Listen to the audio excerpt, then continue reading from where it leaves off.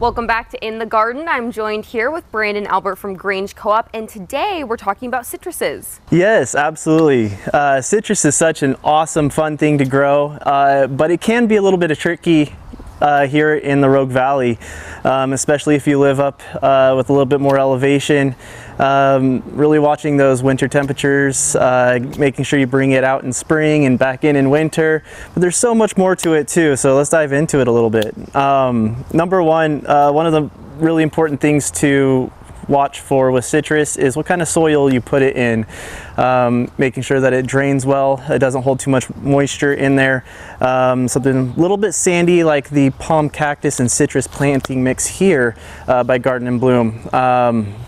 It's really going to allow for nutrient absorption, but also water retention, water drainage. So you're telling me that citruses can be kind of tricky in the Rogue Valley with cool temperatures, but also you need to make sure that there's the right planting materials, right? Absolutely, yeah. So starting out with a good potting soil for the citrus, the palm cactus and citrus mix right here by Garden and Bloom is a good one. It's going to allow for the nutrient absorption, but also water drainage. So when people are starting to bring their citruses out, plant it for the spring, you need some fertilizer for them, right? Absolutely, yes. I really like this down-to-earth citrus mix right here.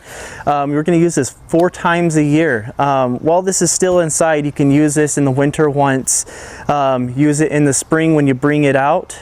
Use it in the summer just as those blooms are starting to drop off and the fruit is starting to set, and then again around harvest time, late fall, and that is a great fertilizer. We also have the citrus and fruit tree fertilizer.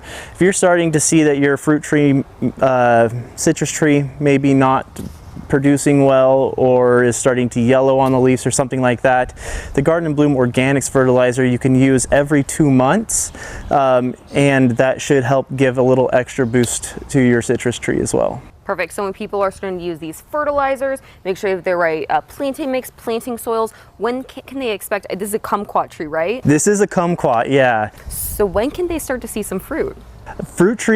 This fruit tree here, you can start to see production on this right away. If you look closely enough on these right here, you're going to already start to see the fruit set. Wow. You're not going to see very many of them this year, but in the years to come, more and more for sure. Well, Brandon, thank you so much for being here and teaching us about citrus, and thank you so much for joining us for In the Garden.